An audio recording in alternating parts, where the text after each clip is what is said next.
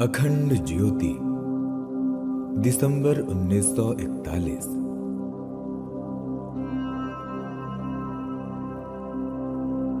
मानसिक शक्तियों के स्थान। अखंड ज्योति कार्यालय से प्रकाशित बुद्धि बढ़ाने के उपाय पुस्तक के कुछ पृष्ठ।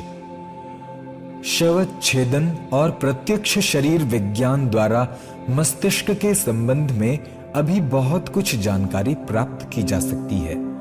मस्तिष्क की बनावट, उसकी पेशियों और तंतुओं की रचना के संबंध में डॉक्टर लोग कुछ ज्ञान रखते हैं, किंतु वे अभी तक ये भी पता नहीं लगा सके कि श्वेत बालुका और भूरा पदार्थ, ग्रे मैटर और ये महत्वपूर्ण पदार्थ किस कार्य के लिए निर्मित है। मानसिक शक्तियों का सूक्ष्म अन्वेषण करने वाले वैज्ञानिकों ने अपना कार्य स्थूल रचना तक ही सीमित न रखकर ये भी पता लगाया है कि किन शक्तियों की सूक्ष्म सत्ता मस्तिष्क के किन भागों में रहती है और किस प्रकार उनके द्वारा विभिन्न कार्य व्यापार संचालित किए जाते हैं। नीचे के चित्र में मस्तिष्क की विभिन्न शक्तियों के स्थानों का निरूपण किया गया है। यूं तो इससे भी अधिक सूक्ष्म शक्तियां होंगी, पर चिरकालीन खोज के पश्चात जिन शक्तियों के स्थानों का निश्चित रूप से ज्ञान प्राप्त हो सका है, इसमें केवल उन्हीं का उल्लेख किया गया है। चित्र के अनुसार पाठक शक्तियों का स्थान जान लेंगे। इसमें दाईं बाईं ओर का विभाजन नहीं है, ये दोनों ही ओर से समझी जा सकती है। एक सीध में एक ही शक्ति आर पार चली गई है, वो बीच में टूटकर अधूरी नहीं रही है, जिससे कि दाएं बाएं की ओर की भिन्नता की आशंका हो। यदि निर्धारित स्थान पर एक पिन चुभोई जाए और वो आर पार हो जाए, तो उसके एक सिरे से लेकर दूसरे सिरे तक का स्थान उसी एक शक्ति का होगा। अब विभिन्न शक्तियों के व्यापारों पर कुछ प्रकाश डाला जाता है। पहला, वाग व्यापार शक्ति। जिह्वा द्वारा इसी से बोलने, बातचीत करने, गाने बजाने की क्रियाएं होती हैं। दूसरा, रूप ग्रहण शक्ति। नेत्रों द्वारा यही शक्ति रंग रूप का अनुभव करती है।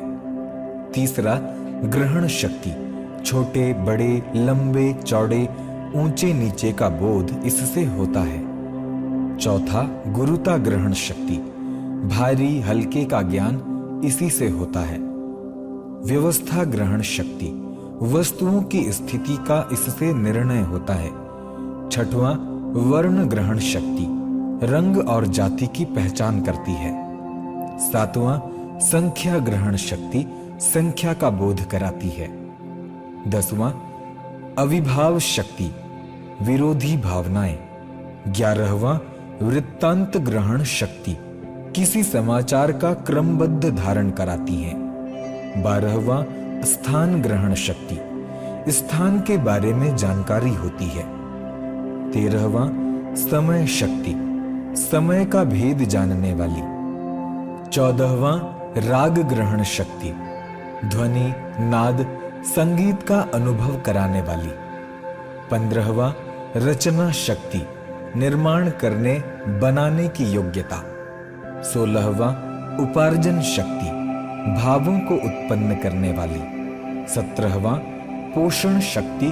उत्पन्न विचारों को पुष्ट करने वाली। 18वां, काव्य शक्ति। कवित्व योग्यता। 19वां, सुप्रतीक ग्रहण सत्ता। आदर्श निर्माण योग्यता। 20वां, आमोद शक्ति। प्रसन्नता, मनोरंजन का स्थान। 21वां, न्याय शक्ति। न्याय अन्याय की बोधक है। 22वां, उपमान शक्ति। दो वस्तुओं की तुलना करने की योग्यता। 23वां, मनुष्यत्व शक्ति। इंसानियत, मानव धर्म की प्रोत्साहक। 24वां, नम्रता शक्ति। स्वभाव को मधुर, विनयी बनाने वाली। 25वां, पक्रांति शक्ति। हृदय की उदारता। 26वां, अनुवर्तन शक्ति। नकल करने की शक्ति। 27वां, भक्ति शक्ति। श्रद्धा, भक्ति की उत्पादक। 28वां, आत्मज्ञान शक्ति। आध्यात्मिक विकास करने वाली। 29वां दाढ़र्य शक्ति, दृढ़ रहने की शक्ति। 30वां आशा शक्ति, आशा को बढ़ाने वाली। 31वां अंतःकरण शुद्धि शक्ति, विचारों को निर्मल, पवित्र और उच्च कोटि के बनाने वाली। 32वां रुचिकर शक्ति, किसी कार्य में दिलचस्पी, प्रेम उत्पन्न करने वाली। 33वां सावधान शक्ति, होशियारी, जागृति की उत्पादक। 34वां गोपन शक्ति, किसी बात को मन से छिपाए रहने की योग्यता। 35वां विनाशात्मक शक्ति, नष्ट करने, तोड़ने, बिगाड़ने, मारने की इच्छा। 36वां अपरिच्छेद शक्ति, लगातार जुटे रहने की शक्ति। 37वां निवासानुराग शक्ति, रहने के स्थान संबंधी दिलचस्पी।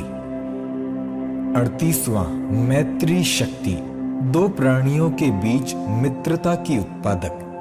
39वां पितृप्रेम शक्ति, अपने पूर्वजों, संरक्षकों के प्रति अनुराग।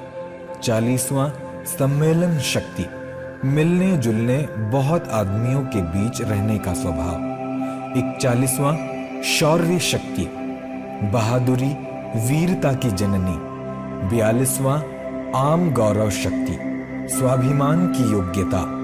43वां प्राण स्नेह शक्ति, अपने प्राणों का मोह। 44 छोटे और निर्बलों पर कृपा, वात्सल्य। पाठक जान गए होंगे कि मस्तिष्क में किस प्रकार की योग्यता का स्थान कहाँ है। जिस शक्ति को विकसित करना हो उसके स्थान पर निम्न उपायों का प्रयोग करना चाहिए। पहला, शांत चित्त से एकांत स्थान में बैठकर मस्तिष्क के नियत भाग में चंद्रमा के समान शीतल ज्योति का ध्यान किया कीजिए। दूसरा, मस्तिष्क से नियत स्थान पर दाएं और बाएं दोनों ओर अनामिका, मध्यमा और तर्जनी उंगलियों के छोर रखकर इस प्रकार की दृढ़ भावना किया कीजिए। इस स्थान पर स्थित अमुक शक्ति का विकास हो रहा है, वहां के कोप सतेज और सूक्ष्म होकर विशेष रूप से मेरा मस्तिष्क प्रतिक्षण परिपूर्ण होता जा रहा है। तीसरा, नियत स्थान पर जल की धारा छोड़नी चाहिए। चौथा, ब्राह्मी, आंवला या सरसों के तेल की मालिश करनी चाहिए। 5वां, नियत स्थान पर नीले कांच द्वारा घृत के दीपक का प्रकाश पहुंचना चाहिए। इसके लिए एक लालटेन ऐसी बनवानी चाहिए जो सब ओर से बंद हो और सामने एक छोटा सा गोल नीला कांच लगा हो। लालटेन के भीतर घृत का दीपक रखकर उसका प्रकाश 2 फुट की दूरी से उस भाग पर पहुंचाना चाहिए।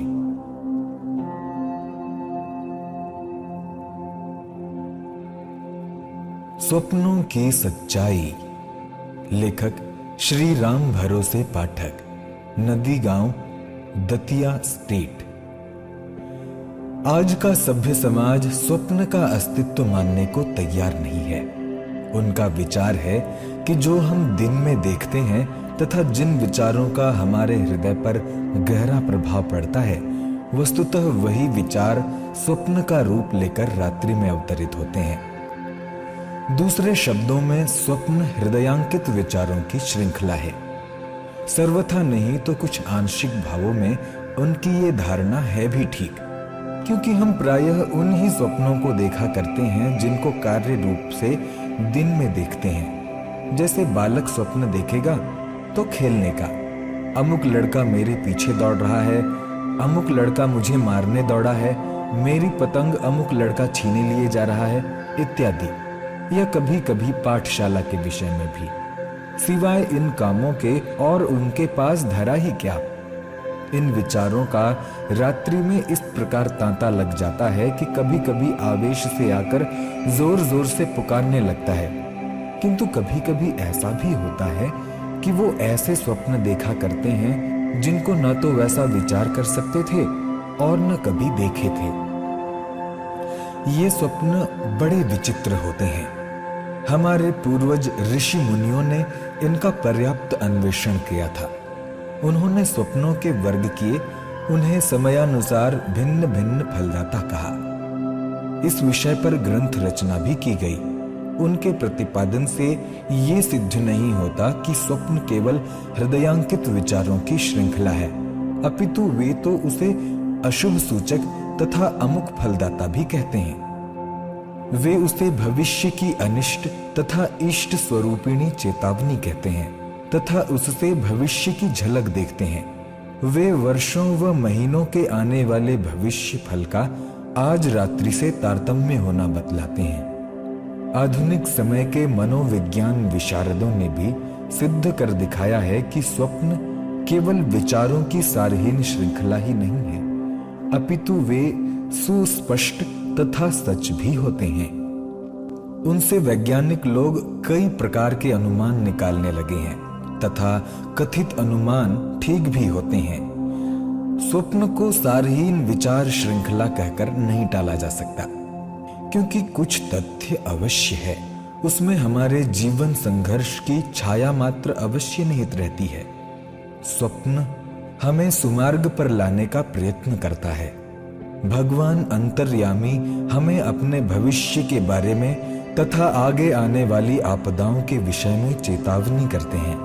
वर्तमान परिस्थिति में दूरस्थ कुटुंब के आपदग्रस्त होने का संकेत करते हैं। हमारे प्रिय भोजन पर आने वाली आपत्तियों का विश्लेषण करते हैं। हमारी यात्रा पर भी दृष्टि डालते हैं। मेरा ये स्वयं का अनुभव है कि जब मैं एक विशेष प्रकार का स्वप्न देखता हूँ तो मैं निश्चित दिनों में शरीर से अस्वस्थ हो जाता हूँ तथा एक पूर्व निश्चित अवधि के उपरांत स्वास्थ्य लाभ करता हूँ। मैं अपने ऊपर आने वाली आपदाओं का भी विचार कर लेता हूँ। अपने कुटुंब के किसी प्राणी पर कोई आने वाला कष्ट भी मालूम कर लेता हूँ। कुछ वर्ष हुए मैं बाहर गया था। एक रात को मैंने स्वप्न देखा कि घर पर माताजी की अंगुली में एक फोड़ा हो गया है। इसी से वे बहुत दुखी हैं। सुबह होते ही मैंने झट से घर को प्रस्थान कर दिया। घर जाकर जो देखा, वास्तव में माताजी की अंगुली में एक फोड़ा उठाया है और उससे वे दुखी हैं तथा मेरी बड़ी याद कर रही हैं और मेरे बुलाए जाने का अनुरोध कर रही हैं। तभी तक मैं पहुंच गया। ऐसे एक बार क्या कई बार हुआ और स्वप्न स्पष्ट हुआ तथा फलित भी। जगत गुरु श्री स्वामी शंकराचार्य को भगवान परम पिता ने स्वप्न में ही वैराग्य धारण करने का उपदेश दिया था। स्वामी जी ने उसे शिरोधार्य किया, जो आगे चलकर जैसा फलित हुआ विज्ञ जनों के समक्ष है। महात्मा राजकुमार सिद्धार्थ को स्वप्न में ही वैराग्य दृश्य दिखाई दिए, जिससे उन्हें संसार से घृणा हो गई थी और संसार छोड़कर वैराग्य ले लिया, जो आज के दिनों में भी उसका नाम अजर अमर है। श्री विवेकानंद जी को भी कुछ स्वप्न में ही उपदेश हुआ बतलाया जाता है।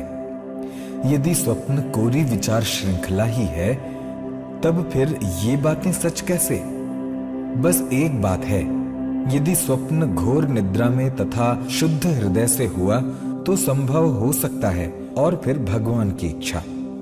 परंतु वे परम पिता परमेश्वर हमें यदा कदा सुमार्ग प्रदर्शन कराते हैं, किंतु उस मार्ग पर अनुगमन करना हमारे मन पर अवलंबित है।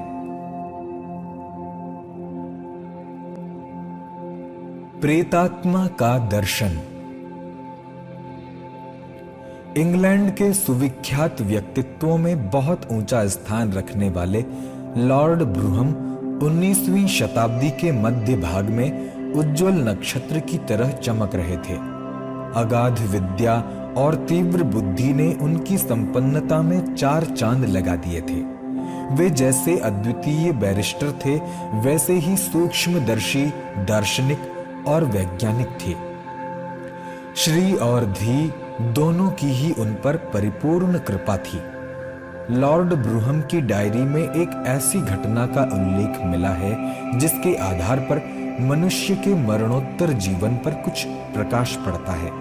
वे लिखते हैं, तारीख 19 दिसंबर को कड़ाके की ठंड थी। मैं स्वीडन के बर्फीले प्रदेशों में घूमकर लौटा था। कुछ गरमाने की इच्छा से स्नानागार में गया और गर्म पानी से भरे हुए टब में बैठकर गर्मी का आनंद अनुभव करने लगा। सामने कुर्सी पर पहनने के लिए सूखे कपड़े रखे हुए थे। जब स्नान कर चुका तो मैंने चाहा कि उठकर कपड़े पहन लूं। सामने कुर्सी पर निगाह गई तो एक बड़ी विचित्र बात देखने में आई। मेरा बाल सखा जॉर्ज कुर्सी पर बैठा हुआ था। मुद्दतों से हजारों मील दूरी के प्रवास में रहने वाला ये जॉर्ज मेरे बंद स्नानागार में अचानक क्यों आया? इस प्रश्न ने मुझे सन्न कर दिया। वो मेरी ओर स्थिर दृष्टि से देख रहा था। मुझे भय और कंपकपी का अनुभव हुआ और मैं अचेत हो गया। जब मुझे होश आया तो देखा कि मैं टब से बाहर पड़ा हुआ हूं। अपने को संभाल कर कपड़े पहने और बाहर आया। चूंकि मैं सदा से तर्कप्रिय रहा हूं, इसलिए सोचने लगा शायद किसी अज्ञात कारण से मैं निद्रित हो सो गया होऊंगा और सपना देखा हो। इस प्रकार की और भी कई कल्पना की, पर कुछ संतोष नहीं हुआ, क्योंकि जिस समय मैंने वो दृश्य देखा था उस समय बिल्कुल सावधान होने का मुझे अच्छी तरह स्मरण है। और ये भी स्मरण है कि मूर्ति को कई बार आंखें मलमल कर तर्क और परीक्षण की दृष्टि से देखा था। जो हो, मैंने इस घटना को याददाश्त की एक पुस्तक में नोट कर लिया। कुछ ही दिन बीते थे कि हिंदुस्तान से मेरे पास एक पत्र आया जिसमें लिखा हुआ था कि तारीख 19 दिसंबर सन 1799 ईस्वी को जॉर्ज का स्वर्गवास हो गया। अब मुझे जॉर्ज के संबंध में एक बहुत पुरानी स्मृति याद आई। एडिनबरा स्कूल की पढ़ाई छोड़कर जब मैं विश्वविद्यालय में प्रविष्ट हुआ था तो जॉर्ज भी मेरे साथ था। हम दोनों एक ही कक्षा में पढ़ते थे और आपस में बड़े प्रेम सूत्र में बंध गए थे। जब हम दोनों साथ साथ घूमने जाते तो विभिन्न विषयों पर वाद विवाद किया करते थे। इन आलोच्य विषयों में ईश्वर और आत्मा का प्रश्न प्रमुख रहता था। एक दिन हम दोनों ने एक प्रतिज्ञा लिखी कि अगर मृत्यु के उपरांत कोई आत्मा नाम की वस्तु शेष रहती हो और वो आत्मा जीवित मनुष्यों के सम्मुख प्रकट होने की योग्यता रखती हो, तो हम दोनों में से जो पहले मरेगा वो दूसरे को दर्शन देकर संदेह निवारण करेगा। इस प्रतिज्ञा पत्र पर हम दोनों ने अपने शरीर में से खून निकालकर हस्ताक्षर किए थे। समय के प्रवाह ने कॉलेज की पढ़ाई के बाद हम दोनों को एक दूसरे से बहुत दूर कर दिया। जॉर्ज हिंदुस्तान चला गया और वहीं किसी नौकरी पर चिपक गया। बरस दो बरस हम दोनों का पत्र व्यवहार रहा, पीछे दोनों ही भूल गए। कम से कम मुझे तो पिछले 15 वर्ष में कभी भी स्मरण नहीं आया था। अचानक उसकी छाया मूर्ति देखने और उसके बाद मृत्यु समाचार सुनने से ये पूर्व प्रतिज्ञा स्मरण हो आई है। इस आकस्मिक घटना से अब मेरी एक चिरकालीन उलझन का समाधान हो गया है कि मरने के बाद आत्मा का अस्तित्व रहता है या नहीं। लॉर्ड ब्रूहम के अनुभव में आई हुई ये घटना रेवेडर फेडरिक जॉर्जली की ग्लिम्प्सेस ऑफ द सुपरनेचुरल नामक ग्रंथ में था। एक दूसरी पुस्तक फैंटाज्म ऑफ द लिविंग में विस्तार पूर्वक वर्णित किया गया है।